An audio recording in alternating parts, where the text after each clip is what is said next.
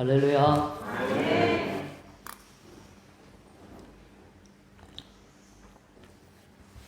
부족한 저를 초대해 주신 다른 목사님과 또 교회 직분자분들에게 감사를 드립니다.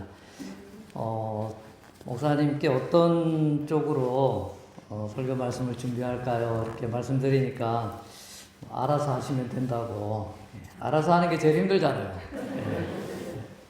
제가 이제 목사 안수 받은 지는 한 10년쯤 됐습니다. 그래서 뭐 이렇게 오래 되지는 못했고요. 교회에서는 이제 사직동에 순복음 사직교회 협동 목사로 섬기고 있습니다. 자영이 담임 목사님이십니다. 누님이 사모님이고, 거기서 이제 협동 목사로 한 달에 한 번 정도 설교하고요. 목사님 이제 출타하시면 또 설교하고 이렇게 하는데, 어떤 말씀을 오늘 증거하면 좋을까 이렇게 이제 기도하면서 늘 설교는 목사님 잘 하시잖아요. 그래서 똑같은 설교하면 여러분들이 또 힘드실 것 같고, 그래서 이제 간증도 아닌 것이, 강의도 아닌 것이 한 반반쯤 섞여서 설교도 아닌 것이 이렇게 아마 흘러가듯이 그렇게 오늘 말씀을 증거하게 될 것 같습니다. 먼저 저에 대해서 조금 소개를 하면, 저는 이제 어머님이 믿으셨습니다. 그래서 모태신앙으로 자랐고요. 쭉 이렇게 이제 열심 있는 어머니 신앙을 본받아서 시골에서 어머니 따라서 이제 교회를, 경기도 이천이 고향입니다. 시골에서 자랐고요. 초등학교 6학년 때 이제 부산으로 전학을 왔습니다. 그래서 그때부터 이제 누님 집에서, 자영 집에서 계속 이제 생활을 하게 됐고요. 중학교 2학년 때 이제 자영 목사님이 개척을 했습니다. 순복음 사직교회를 이제 개척하면서 그때 이제 개척 부흥 집회를 했는데 그때 예수님을 인격적으로 만났어요. 모태신앙으로 쭉 잘 다니다가 중학교 2학년 때 이제 예수님 인격적으로 만나고 그때부터 아주 열심히 신앙생활 한 것 같습니다. 요즘도 뭐 여기 우리 그 산동교회 성도님들 열심히 하시겠지만, 옛날 이제 그 한 7, 80년대 그때 성도들이 많이 뜨거웠잖아요. 그래서 중고등학교 시절 아주 하나님의 은혜 가운데 모든 예배 다 참석하고 금요 철학 기도회, 그때는 또 여기 그 식물원에 가면 금식 기도원이 있었습니다. 자주 이제 거기 그 금요 기도회도 가고 그렇게 하면서 은혜를 많이 받았던 것 같습니다. 중학교 3학년 때 앞으로 하나님 앞에 어떤 삶을 살면 좋겠는가 이렇게 기도하는 중에 하나님이 이제 의료 선교사에 대한 마음을 주셨어요. 그래서 선교사로 헌신하고 그때부터 공부를 또 열심히 했습니다. 의사가 되기 위해서 의료 선교사로 살아가는 것이 하나님 나라를 위해서 가장 헌신되고 좋은 길이다. 뭐 이런 소망을 가지고 있어서 뭐 공부를 그렇게 아주 잘하지는 못했는데 하나님이 하여튼 의대를 보내주셨어요. 그래서 고신의대를 들어가게 됐고 졸업하고 의사가 됐습니다. 이제 하나님 앞에 약속한 것이 있고 기도한 것이 있었기 때문에 군복무 대신에 우리나라 국제협력단이라고 있습니다. 서울의 코이카에. 거기에 이제 자원을 해가지고 배정받은 곳이 아프리카 카메룬이었습니다. 그래서 군복무 대신에 아프리카 카메룬에 국제협력의사로 3년 동안 근무를 하고 왔습니다. 그렇게 이제 제가 군복무 대신에 선택했던 이유는 과연 내가 장기 선교사로 잘 지낼 수 있을까? 이제 의과대학 때 이제 필리핀에 단기 선교를 간 적이 있어요. 후배들하고 이렇게 이제 같이 가가지고 또 후배들은 이렇게 영어를 잘하더라고요. 저도 이제 그 학력고사 영어 점수는 잘 받았는데 의사소통이 잘 안 되는 거예요. 그래서 나는 이게 해외에서 잘 적응할 수 있겠는가 이런 생각이 들어서 저를 테스트하기 위해서 군복무 대신에 자원을 해서 아프리카 카메룬에 갔습니다. 하나님의 큰 은혜가 있었고 좋은 이제 한인 선교사님들 만나서 그분들하고 교제하면서 또 현지인들하고 교제하면서 선교에 대한 꿈을 키울 수가 있었습니다. 그래서 거기 3년 복무를 잘 마치고 한국에 들어와서 고신의료원의 스텝으로 제가 한 3년간 있었습니다. 근데 여러분도 이제 아시는 분 아시겠지만 고신의료원이 그때 큰 사태가 일어났었어요. 그래서 분규 때 한 50명 되는 스텝이 이렇게 나오게 됐습니다. 저는 처음엔 안 나오다가 마지막에 이제 하나님께 기도하면서 이제 마음을 이제 바꾸게 되고 다시 나와서 이제 지금의 성은 의원을 이제 개원하게 됐습니다. 개원하면서 이제 훈련을 받아가지고 빨리 나가야 되겠다 이런 생각을 하면서 개원을 했습니다. 개원을 해서 번창해서 뭘 해야 되겠다 이런 생각을 한 게 아니고 개원해서 내가 빨리 개원할 수 있고 또 쉽게 접을 수 있는 곳을 이제 제 개원 예정지로 이제 선택을 한 거죠. 하나님 은혜로 이제 성원위원회 이제 근무하게 하셨는데 근무하면서 이제 그 다음에 제가 길을 잃어버렸습니다. 앞으로 어떻게 살아가야 될 것인지 당장 이제 뭐 가족을 부양해야 되고 먹여 살려야 되고 이런 상황이 돼서 하나님께 기도하는 가운데 어떤 선교단체에 제가 훈련을 받게 됐습니다. 그 훈련을 받으면서 제 마음이 이제 바뀌었어요. 선교사로 나갈 것이 아니라 선교사들을 도와줘야 되겠다. 그렇게 이제 마음이 이제 바뀌게 됐고 그렇게 하면서 제가 접한 것이 이제 기독교 그 심리 상담 그 사역 단체입니다. 국제 그 생명나무 사역이라고 제가 지금 그 단체에서 부대표로 섬기고 있습니다. 대표 목사님은 이제 서울에 계시고 저는 부대표로 하는데 교계에 이제 크게 알려져 있지는 않지만 기독교 상담 사역을 이제 주로 하는 그런 이제 사역 단체입니다. 그래서 이 사역에서 강의나 상담 뭐 이런 것을 이제 주로 제가 하고 있고요. 성은의원 이제 근무하고 그다음에 교회에서 협동 목사하고 이제 이 국제 생명나무 사역이라는 단체에서 사역하는 것이 이제 제 주요 사역인데 오늘 제가 이제 성도님들과 나눈 말씀 중에 하나가 오늘 제목에도 이제 용서라고 했죠. 제가 이제 기독교 치유 사역을 배워서 사람들을 이제 상담하기 시작했습니다. 그런데 가장 걸리는 것이 어디서 걸리냐면 용서가 안 되는 거예요. 용서는 많은 뭐 기독교 그 심리 상담뿐만 아니라 일반 심리 상담에서도 용서가 굉장히 이제 강력한 내적 치유의 무기라는 것은 모두가 다 인정을 합니다.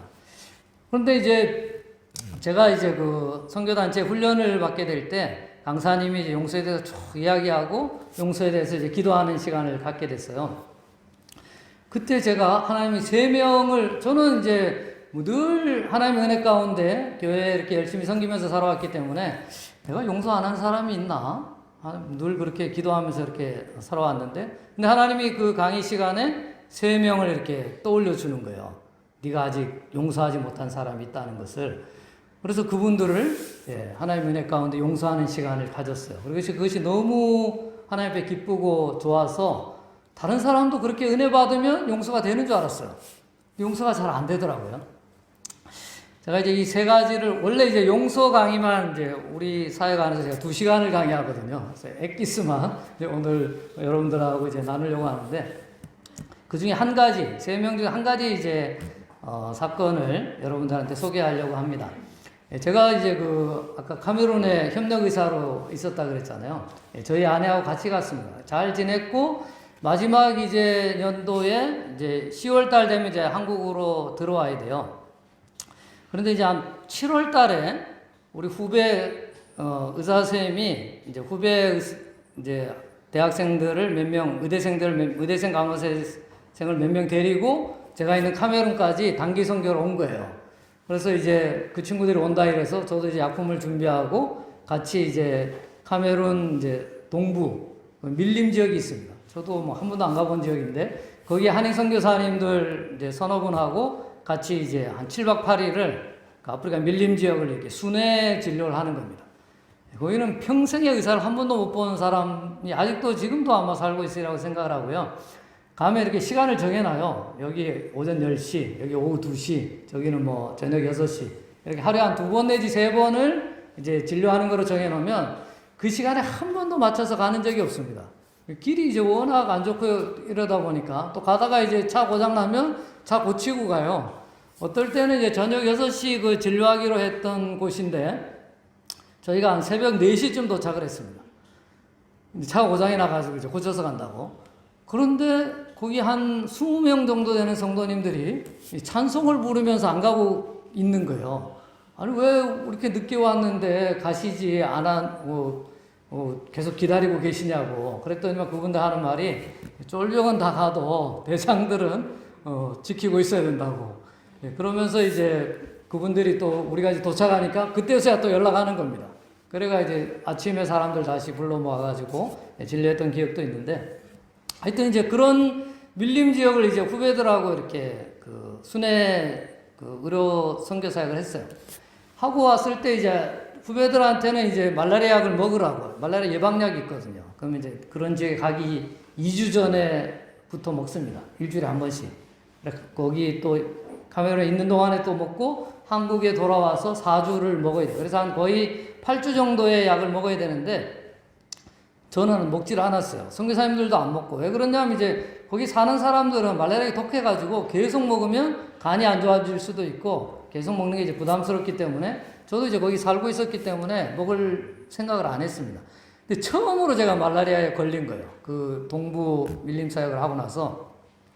근데 말라리아가 너무 심하게 왔습니다. 우리도 여기 지금 그 요즘에 코로나가 많이 유행하잖아요. 오미크론 변이가 되면서 사람들이 많이 감염되고 왔다 갔다 하다 보니까 이 독성이 많이 낮아졌습니다. 일반 감기 수준입니다, 지금은. 제가 지금 이제 코로나 환자들 좀 많이 보고 있는데, 이제 그 아프리카 카메룬의 현지인 분들은 말라리아 워낙 많이 걸리니까 우리 감기보다 말라리아 더 많습니다, 거기는. 오면 뭐 주로 뭐 감기 열 비슷하면 말라리아 처방을 해야 됩니다. 감기약 처방을 해야 되는 게 아니고. 근데 저는 이제 처음 말라리아에 걸리다 보니까 증상이 엄청 심했어요. 제가 거기서 이제 말라리아 환자를 보고 있었거든요. 그래서 제가 아는 이제 말라리아 약을 먹기 시작했습니다. 근데 이것저것 먹어도 전혀 그 치료가 안 되는 거예요. 점점 심해집니다. 그래서 온몸이 황달이 오고 몸살이 너무 심하고 제가 움직이기가 힘들 정도가 됐어요. 그래서 이제 퀴니막스라는 이제 새로 나온 그 좋은 그 주사제가 있습니다. 그것을 이제 맞았는데도 효과가 없어요. 그래서 이제 제가 그때 그 이제 국제협력단에 이제 파송 국제협력 의사로 갔기 때문에 이 후송 체계가 있어요. 이 후송 체계가 첫 번째는 현지의 그 의원에 가야 됩니다.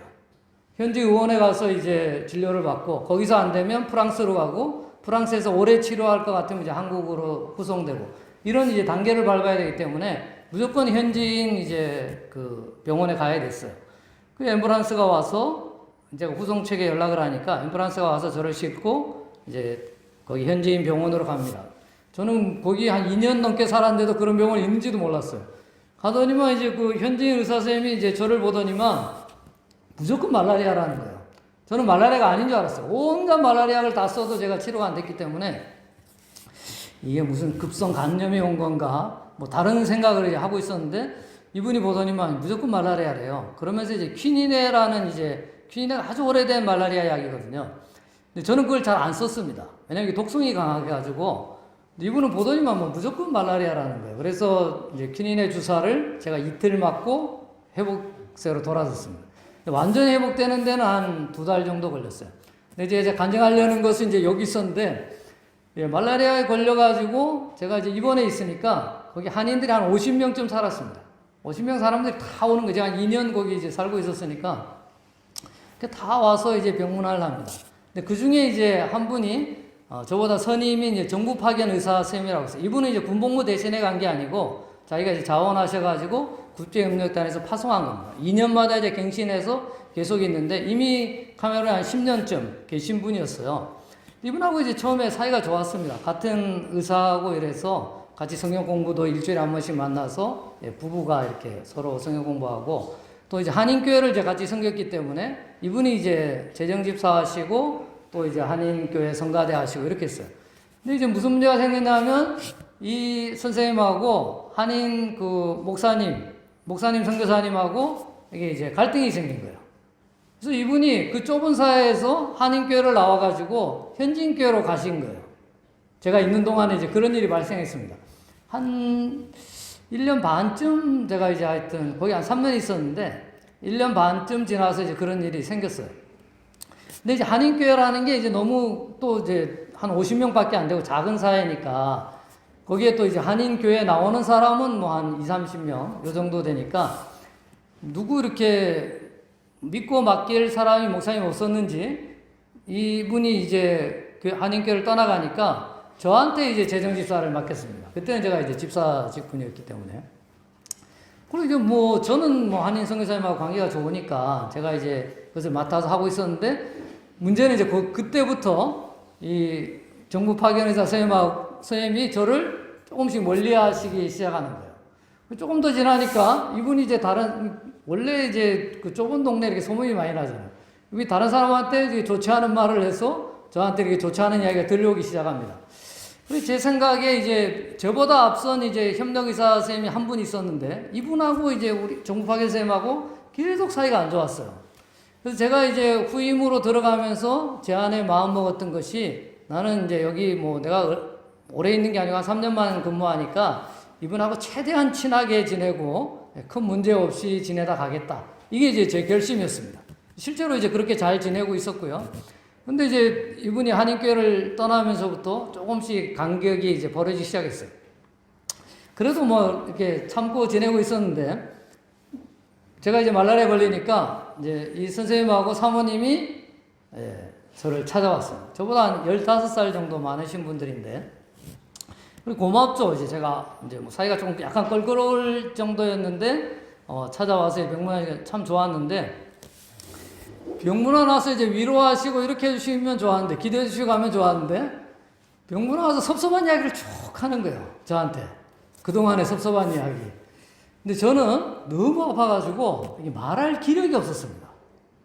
그리고 물도 못 마실 정도로 링거만 맞고 있었고 물도 마실 힘이 없었고 딱 하나 넘어가는 게 요플레가 이렇게 넘어가더라고요. 그 요플레만 조금씩 먹고 있을 그런 상황이었는데 뭐 이제 저에 대해서 서운한 걸 쭉 이야기할 때도 이제 제가 좀 마음이 안 좋았지만 그래도 뭐 참을 수밖에 없었고 근데 조금 지나니까 옆에 이제 아내가 간병을 하고 있었는데 아내에 대해서 서운한 이야기를 쭉 하는 거예요.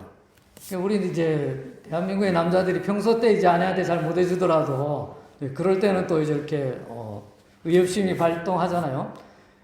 너무 마음이 안 좋은 거예요. 이 뭐 병문안 차라리 오시지를 말지 와가지고 뭐 안 좋은 이야기하고 내 안 좋은 이야기까지 하는 건 좀 이해를 하겠는데 아내한테 또 안 좋은 이야기를 쭉 하니까 제가 일어나가지고 한번 대판 싸우려고 그렇게 이제 마음을 먹었는데 너무 기력이 없어가지고 제가 말할 힘도 없을 정도였으니까 온몸이 이제 항달이 오고 그렇게 그냥 참을 수밖에 없었습니다. 이분들이 이제 떠나갔어요. 그래도 뭐 제가 그 다음에도 뭐 이렇게 이분들한테 대꾸를 안 하고 뭐 한인사에 이렇게 말을 안 했기 때문에 그냥 뭐 이렇게 어느 정도 잠잠한 가운데 한국으로 오게 됐습니다. 크게 뭐 이렇게 분란이 심하진 않았는데 제가 이제 그 치유사역 가운데 강사님이 용서에 대해서 이야기를 하게 될 때 하나님께서 3명을 떠올려 주는데 그 중에 한 분으로 이 선생님과 사모님을 이렇게 떠올려 주는 거예요. 저한테. 그때 이제 기도 시간, 용서에 대한 기도 시간을 가지면서 하나님께서 저에게서 용서가 되어지는 것들을 경험하게 하셨습니다. 그리고 그 뒤에 이제 제가 그분한테 전화도 하고 또 제가 카메라에 나와서 카메룬에 이제 단기 선교팀을 이끌어가지고 2번을 이제 카메룬까지 카메룬 엄청 멀거든요. 그래 그 2번을 이제 단기 선교를 갔다 오면서 갈 때마다 이제 방문드리고 전화드리고 그렇게 하면 이제 화해가 되고 지금도 이제 가끔 전화하고 이렇게 지내고 있습니다. 이제 그런 이제 특별한 경험을 제가 했어요. 하나님께서 떠올려 주시고 제가 용서가 안 될 것 같았는데 하나님의 은혜를 경험하니까 용서가 되는 것을 경험을 했습니다. 근데 제가 상담을 하면서 사람들을 접하면서 용서의 시간을 갖는데 용서가 잘 안 되는 거예요. 여러분 치유는 단숨에 일어나기도 하지만 단숨에 일어나는 것이 아니고 치유는 과정이라는 말을 합니다. 시작이 있고 끝이 있다는 것이죠. 그래서 어느 정도 시간이 필요할 때가 많습니다. 치유의 핵심이 용서인데 용서도 마찬가지입니다. 용서에 시간이 필요할 때가 많이 있습니다. 용서에 대해서 성경에 굉장히 많이 나와 있어요. 제가 이제 용서에 대해서 계속 공부를 하고 왜 사람들이 용서가 안 될까? 이것을 이제 해결하기 위해서 제가 이제 기독교 상담을 하는 사람이니까 용서에 관한 책 5권을 샀습니다. 그래서 열심히 읽어가지고 정리해가지고 그거를 지금도 이제 강의하고 다니는데 성경의 곳곳에 보면 용서에 대한 얘기가 굉장히 많이 나와 있습니다. 저는 용서는 복음이다 이렇게 생각을 하고 있어요. 용서가 되는 것이 하나님의 복음을 제대로 이해한 사람이고 용서가 실천되는 것이 하나님에 대한 믿음을 제대로 알고 있는 사람이다 이렇게 생각하고 있습니다. 오늘 우리가 읽었던 본문 말씀은 베드로가 아주 눈치가 빠른 사람이잖아요. 행동이 빠른 사람. 처음에 누가 크냐 작냐 이런 이야기로 이제 마태복음 18장에서 시작이 됩니다. 근데 쭉 이야기가 진행되는데 베드로가 가만 보니까 예수님은 용서에 대해서 이야기하고 싶구나 이걸 빨리 캐치를 한 거예요. 그래서 베드로가 또 벌써 나서는 거 좋아하잖아요. 나서가지고 예수님, 내가 사람을 용서를 해야 되겠는데 7번 용서하면 되겠습니까? 7번은 엄청난 거죠. 그 유대인들 사이에서는 이제 완전 숫자고, 여러분 우리에게 상처 준 사람 한 번 용서하기도 어려운데 7번 용서가 쉽겠습니까? 근데 예수님 뭐라 그러시죠? 7번뿐 아니라 70번에 7번씩이라도 용서해줘라 이래요. 이거 그럼 490번 용서하라는 소린가요? 물론 490번을 누가 용서할 수도 없을 뿐더러 무한적으로 무제한적으로 계속 용서하라는 뜻이죠. 여기 이제 그 뒤에 나오는 비유가 1만 달란트 빚진 자의 비유가 나옵니다. 임금한테 1만 달란트 빚진 종이 있었죠. 임금이 갚으라 하니까 종이 갚겠다고 하는데 아무래도 못 갚을 것 같아요. 그런데 임금이 뭐 특별한 조건도 없는데 무조건적으로 그 빚을 탕감해 줍니다. 그죠? 그 탕감받은 종이 자기 동네로 갔는데 거기 자기 동료 한 사람이 있는데 자기한테 100데나리온 빚진 사람이 있는데 그 사람 빚을 탕감해 주지 않고 그 사람을 자기 빚을 갚도록 옥에 가둡니다. 그러니까 다른 동료들이 보고 괘씸하거든요. 자기는 1만 달란트나 되는 큰 돈을 용서받았는데 탕감받았는데 100데나리온 빚진 자를 탕감해 주지 않으니까 임금한테 다시 일로 바치니까 임금이 이 종을 불러다가 감옥에 가두는 것이 이 비유의 내용입니다. 1만 달란트는 여러분 아마 설교 말씀 들었는지 모르겠지만 지금의 돈으로 환산하면 한 달란트는 6천 데나리온입니다. 한 데나리온은 하루 품삯이에요. 그러면 하루 품삯을 10만 원으로 계산을 하면 1만 달란트라는 돈은 지금의 돈으로 계산하면 최소 6조 원입니다. 엄청난 돈이죠. 그 1만 달란트가 상징하는 것은 개인의 힘으로는 도저히 갚을 수 없는 돈을 상징합니다. 100데나리온은 얼마쯤 될까요? 한 데나리온이 하루 품삯이니까 10만 원을 계산하면 100데나리온은 1000만 원입니다. 1000만 원은 그렇게 물론 이제 작은 돈은 아니지만 6조 원, 수조 원에 대한 돈에 비해서는 아무것도 아닌 것이죠. 이 비유에서 저와 여러분은 어디에 속할까요? 하나님은 우리가 1만 달란트 빚진 자라는 것을 가르쳐 주기 위해서 예수님이 이 비유를 하시는 것이죠. 우리는 6조 원이라고 되는 도저히 갚을 수 없는 죄의 문제를 안고 살아가는 사람들이죠. 근데 하나님께서 이 죄의 문제를 어떻게 해결하셨냐면 아무 조건 없이 하나님이 무조건적인 은혜로 탕감을 해주셔 버린 거예요. 그래서 무조건적인 무한한 은혜를 경험한 너희가 너희에게 100데나리온 1000만 원 빚진 자에게 용서를 실행하라는 것이 이 1만 달란트 빚진 자의 비유의 핵심인 것이죠. 로마서 5장 8절에 우리가 아직 죄인 되었을 때 그리스도께서 우리를 위하여 죽으심으로 하나님께서 우리에게 대한 자기의 사랑을 확증하셨느니라. 그 말씀 있죠. 하나님이 우리 예수 그리스도를 보내주셔서 십자가에 달려 죽으시면서 우리의 구원의 문제를, 죄의 문제를 해결하셨는데 언제요? 우리가 아직 죄인 되었을 때. 우리의 노력으로 하나님께서 예뻐서 구원해 주시는 것이 아니고 하나님의 무조건적이고 무한한 은혜로 그냥 용서해 주신다는 것이죠. 용서에 대해서 성경에 많이 나와 있다 그랬죠. 그것을 하나하나 이렇게 짚어가면서 강의하는 것이 이제 제 강의인데 오늘 시간상 그걸 다 알지 못하고 중요한 것들 중에 시간 되는 한도 내에서 조금 나누려고 합니다. 우리가 잘 아는 것이 누가복음 15장의 탕자의 비유입니다. 워낙 기독교 설교에서 가장 많이 쓰는 비유가 조사를 해보니까 탕자의 비유, 다른 말로 아들과 아버지의 비유라 뭐 이렇게 하기도 하는데요. 누가복음 15장에는 세 가지 비유가 나옵니다. 어떤 비유가 나오죠? 첫 번째, 잃은 양의 비유. 두 번째, 잃은 드라크마의 비유. 세 번째, 잃은 아들의 비유죠. 돌아온 탕자의 비유. 이 세 비유가 맨 누가복음 15장 앞에 보면 예수께서 비유를 들어서 설명하시되 하면서 그 비유가 헬라어로 단수입니다. 복수가 아니고. 그 말은 뭐냐 하면 이 잃은 양의 비유, 잃은 드라크마의 비유, 그 다음에 탕자의 비유가 한 가지를 설명한다는 거예요. 잃은 양의 비유는 99마리 양이 있었는데 한 마리 양을 잃어버렸죠. 그걸 찾으러 갑니다. 그런데 그 주인이 좀 이상하잖아요. 99마리 잊어버리면 어떻게 하겠습니까? 근데 한 마리 택한 양을 절대 잃어버리지 않는다는 것이죠. 잃은 드라크마의 비유도 마찬가지죠. 10 드라크마가 있었는데 한 드라크마를 잊어버렸어요. 온 집안을 샅샅이 뒤져가지고 한 드라크마를 찾습니다. 9 드라크마 있으면 되지, 그래도. 뭐 하나 잊어버린 거 아깝긴 하지만 더 많은 게 있는데 그렇지만 이 두 가지 비유에서 설명하는 것은 거기 설명이 나오죠. 누가복음에 이와 같이 천국에서는 잃은 양 한 사람이 회개하고 돌아오는 것을 천하보다 더 귀하게 여긴다, 기뻐하신다 이런 표현이 있어요. 그런데 그런 표현은 있는데 잃은 양이 회개했다든지 잃은 드라크마가 회개했다는 말이 없습니다. 그죠?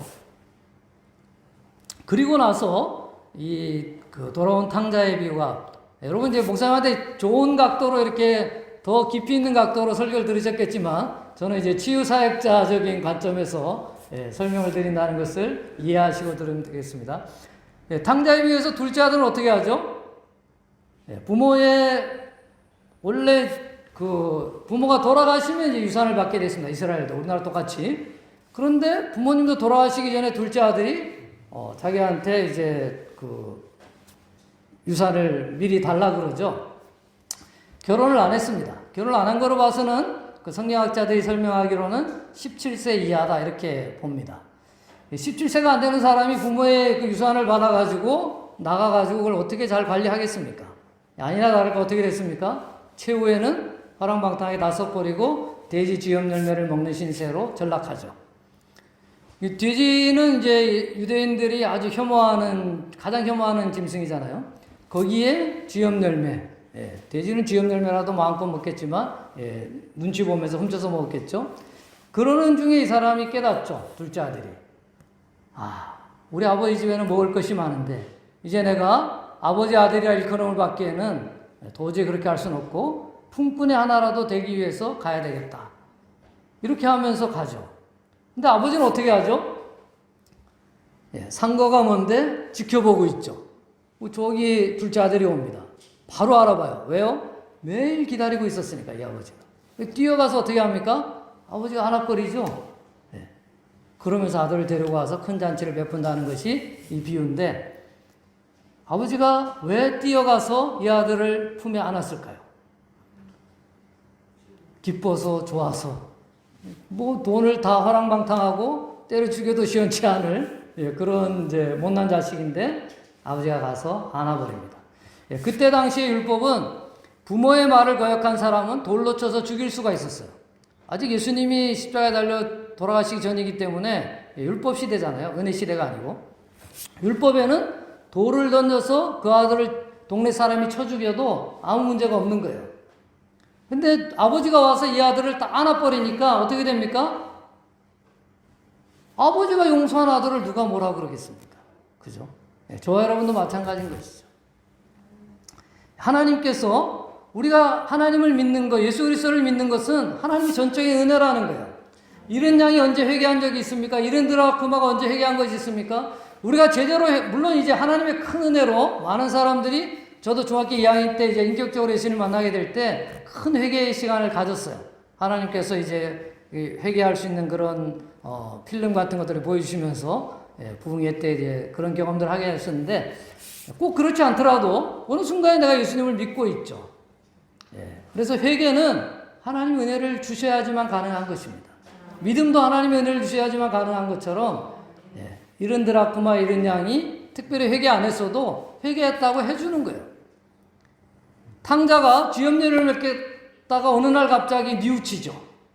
그것이 바로 이런 양의 비유, 이런 드라크마의 비유와 연결되는 것입니다. 하나님이 회개할 수 있도록 은혜를 주신 것이죠. 아들에게. 그렇게 오면서 하나님 계속적으로 기다린 것이죠. 하나님께서 하나님의 사람을 하나님의 때에 은혜를 주셔서 회개하게 하시고 믿음 주셔서 영생으로 이끄셨기 때문에 저와 여러분이 이 자리에 있는 줄로 믿습니다.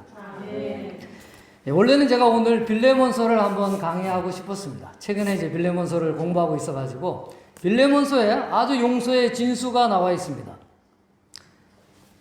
빌레몬에게는 오네시모라는 종이 있었죠. 한 번쯤은 이제 빌레몬서 설교를 들으셨을 건데 이 오네시모가 어떤 큰 잘못을 했는지 성경에 구체적으로 나와 있지는 않지만 아무래도 자기 주인인 빌레몬의 돈을 훔쳤든지 아니면 뭐 큰 해를 입혔을 가능성이 많아요.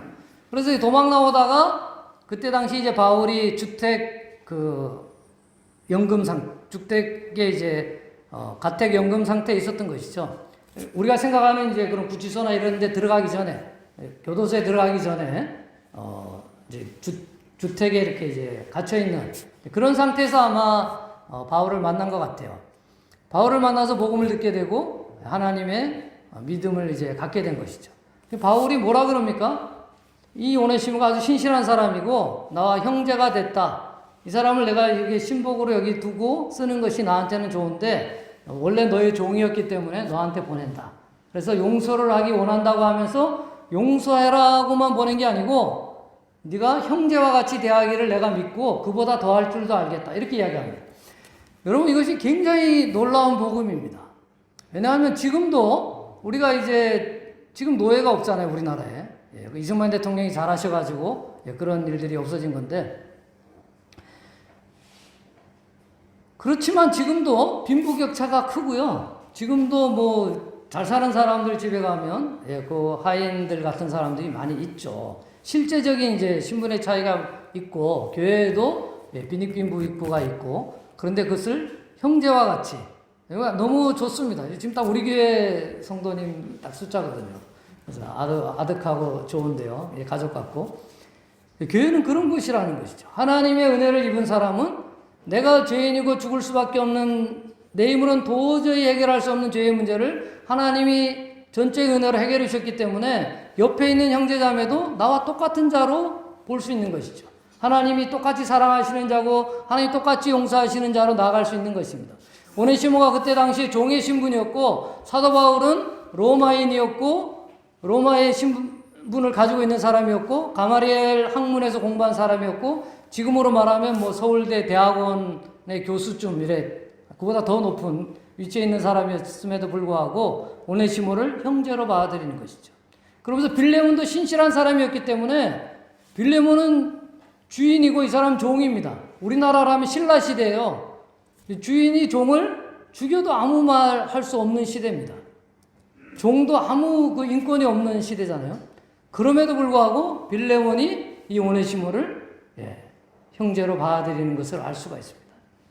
그래서 골로새 교회에 이제 속해 있었는데 빌레몬이 골로새서나 또 이 빌레몬서 뒷부분에 보면 사도 바울이 많은 사람을 이렇게 이제 소개하잖아요. 민세하면서 그 소개한 것이 사도 바울이 하나님의 은혜를 그 사람들한테 베푼 것이죠. 마가도 대표적인 사람이잖아요.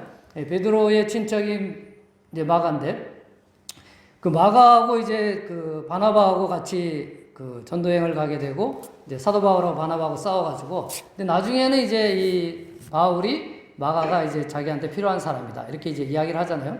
그런 것들이 이제 성경에서 사도 바울이 하나님의 은혜를 깊이 깨달아가면서 성도 안에 하나가 되고 이 몸된 교회로 형제된 것을 굉장히 중요시 여기는 것을 볼 수가 있습니다. 그럼 우리는 지금 아름다운 교회 성전에 들어와 있지만 사실은 예수님이 이 땅에 오시고 200년이 될 때까지 교회 건물이 없었습니다.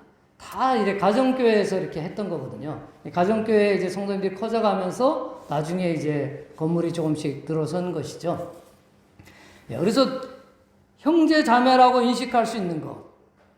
이 사람이 비록 몸이 약하고 배운 것이 없고 가진 것이 없는 사람이라 할지라도 하나님을 아는 동일한 인격체라는 것을 내가 깨닫고 그 사람을 대할 수 있는 것이 얼마나 소중한 일인가를 성경을 통해서 우리가 배우게 되는 것입니다.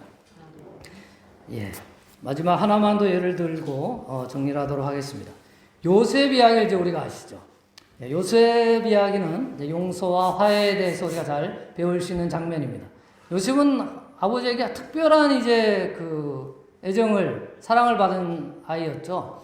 근데 하루아침에 어떻게 됩니까? 형들의 모함에 빠져가지고 잘못하면 죽을 뻔하다가 겨우 이제 구해져가지고 노예로 갑니다. 그 노예로 가서 또 열심히 해가지고 인정받았는가 싶었더니만 보드발 장군 아내의 유혹에 이끌려가지고 그것을 또 뿌리치는 바람에 감옥에 가게 되죠. 인생이 자꾸 꼬입니다. 근데 하나님은 성경에서 하나님이 요셉과 함께 하니까 보디발 장군의 집이 형통하였고 감옥이 형통하였다 이런 표현을 쓰죠. 형통한 것이 항상 잘 되는 건 아닙니다. 잘 돼봤자 보디발의 노예였고 잘 돼봤자 감옥수였습니다. 그렇지만 성경은 그것을 형통하다 이야기하죠. 그래서 하나님과 함께 있는 것이 형통한 것인 줄로 믿습니다. 어쨌든 그 감옥에서 또 이제 그 정치인들 만나가지고 꿈의 명을 잘해줘가지고 나중에 이제 그 사람들이 복직되면서 또 바로 또 요셉이 풀려나지는 못하죠. 또 몇 년의 시간이 지나면서 하여튼 결국 이제 임금의 꿈을 해몽하면서 갑자기 하루아침에 국무총리가 됩니다. 물론 이제 하나님이 계속 이 요셉을 훈련시켰던 거죠. 보디발 장군 집에서 감옥에서 정치를 배우게 되고 여러 가지 이제 살림살이를 배우게 된 것이죠. 그래서 결국 급기야 이제 자기 형제들이 자기를 찾아옵니다. 그때 요셉이 어떻게 합니까? 그들을 죽일 수 있는 위치에 있었죠. 자기를 죽일 뻔하고 자기를 노예로 팔아서 자기를 그렇게 힘들게 한 형제들을 어떻게 하죠? 바로 용서해 줘 버리죠, 요셉이. 뭐라고 안 합니다. 그런데 화해를 했습니까? 화해는 바로 하질 않고 어떻게 했죠? 그 베냐민 가방에다가 은잔을 넣어줍니다. 그리고 다시 잡아오기 위해서 베냐민을 못 가게 하니까 형제들이 그때서 많이 뉘우치죠. 우리가 요셉한테 잘못해서 이렇게 벌을 받는구나. 뉘우치는 모습을 보면서 요셉이 형제들에게 자기를 오픈하는 내용이 성경에 나옵니다. 그러면서 화해하죠. 많은 사람이 용서의 작업을 하게 될 때 용서를 못합니다. 왜 못합니까? 화해가 할까 봐서. 네, 여러분, 용서는 필수고 화해는 선택입니다. 화해는 어떤 강도가 와서 저를 찌르고 도망을 갔어요. 그럼 내가 그 강도를 용서할 수는 있지만 화해할 수 있을까요? 화해는 그 강도가 개가천선해야지만 화해할 수 있는 겁니다.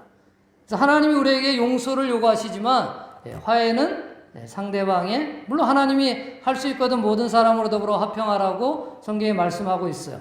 모든 사람으로 더불어 화평하는 것이 하나님의 뜻이지만 할 수 있거든이라는 단서가 붙는 것입니다. 그래서 우리는 용서는 하나님의 요구하시는 것이고 필수이시고, 그러면 우리의 용서와 성경이 말하는 용서와 세상이 말하는 용서가 무엇이 다른가? 제가 지금 기독교 상담사를 한 10여 년 넘게 하고 있는데 이것이 늘 고민이었습니다. 세상에서도 용서하면서 많이 자유함을 얻어요. 근데 기독교에서도 용서를 통해서 많은 은혜를 받는데 무엇이 차이가 있을까요? 성경에서 말하는 용서는 세상에서 말하는 용서를 말하지 않습니다. 성경에서 말하는 용서는 우리가 할 수 없는 용서를 말하는 거예요. 70번에 7번씩은 우리는 할 수 없다는 걸 이야기하는 겁니다. 그래서 나는 할 수 없다는 것을 하나님 앞에 인정을 해야 돼요, 성도는. 하나님의 은혜가 임해서 저절로 되는 거죠. 그것을 하나님이 원하시는 겁니다. 1만 달란트 빚진 자였다는 것을 깨닫는 것이요. 우리는 하나님 앞에 우리의 죄를 도저히 해결할 수 없는 죄인의 신분이었는데 하나님의 전적인 은혜로 내가 구원받았기 때문에 그 은혜가 얼마나 큰지를 깨달은 사람은 나에게 형제된 사람, 하나님의 용서를 경험한 사람에게 저절로 형제로서 빌레몬처럼 오네시모를 용서한 것처럼 우리가 그렇게 용서의 작업으로 나갈 수 있다고 성경이 말해주고 있습니다. 요한일서 4장 20절 말씀을 말씀드리고 마치겠습니다. 요한일서 4장에는 사랑에 대한 이야기가 많이 나오죠. 거기서 뭐라고 말씀하고 있냐면 보는 바 형제를 사랑지 못하는 자가 보지 못하는 바 하나님을 사랑할 수 없다고 되어 있습니다. 여러분, 하나님을 누구보다 사랑해.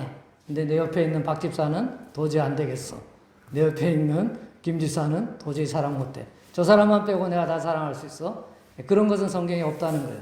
성경에서 말씀하는 것은 하나님 사랑과 이웃 사랑이 항상 동일하게 설명하고 있다는 것입니다. 그래서 내가 내 옆에 형제를 사랑하고 있지 못하다면 아직까지 내가 하나님의 사랑을 깊게 깨닫지 못하는 것이죠. 이 시간 우리가 한번 통성으로 기도하는 시간 갖겠습니다. 하나님, 나에게 하나님의 사랑을 더욱 깨닫게 하여 주십시오. 하나님의 용서를 더욱 깊이 깨달아서 나에게 잘못을 범하는 형제, 나를 힘들게 하는, 나에게 상처 주는 자들에 대해서 하나님의 용서가 흘러가게 해달라고 이 시간에 우리 한번 통성으로 기도하겠습니다. 주여, 사랑하는 주님 감사합니다. 하나님 산눈께 보내셔서 하나님 말씀을 나누게 하시니 감사합니다. 하나님의 마음을 나누게 하시니 감사합니다. 하나님, 우리는 우리의 죄의 문제를 해결할 수 없는 죄인임을 고백합니다. 하나님, 우리가 해결할 수 없기 때문에 예수 그리스도가 이 땅에 오셔서 십자가에 달려 죽으신 것을 아버지 하나님 깊이 깨닫게 하시옵시고, 나는 할 수 없고 나는 아버지 하나님 아무것도 할 수 없는 존재이지만 하나님의 전적인 은혜로 아버지 나의 죄의 문제가 해결됐음을 깊이 깨달을 수 있도록 인도하여 주시니 감사합니다. 그래서 하나님, 우리에게 잘못을 범한 자, 우리를 상처를 준 자, 우리를 하나님으로부터 멀어지게 하는 자들에게 하나님의 용서가 흘러갈 수 있도록 은혜를 더하여 주시기 원합니다. 산동교회 아버지 하나님 이름의 형제자매들에게 은혜를 더하여 주옵시고, 하나님의 사랑이 흘러갈 수 있도록, 하나님의 용서가 흘러갈 수 있도록 주님 축복하시고 인도하여 주시옵소서. 하나님의 역사가 이 시간 함께하여 주시기를 원하고 바랍니다. 사랑하는 주님, 감사합니다. 부족한 자가 와서 짧은 시간에 산동교회 하나님의 용서에 대해서 나누었습니다. 하나님, 주님의 말씀이 우리 성도님들의 마음 가운데 심겨지게 하시고 하나님의 사랑이 흘러가는 것들을 경험할 수 있도록, 내 노력으로 되는 것이 아니라 하나님의 은혜로 용서가 되어지고 하나님의 용서로 내 주위의 형제자매들이 진정한 형제자매로 여겨지는 은혜를 경험할 수 있도록 하나님 축복해 주시기 원하고 바랍니다. 감사드리고 예수님의 이름으로 기도했습니다.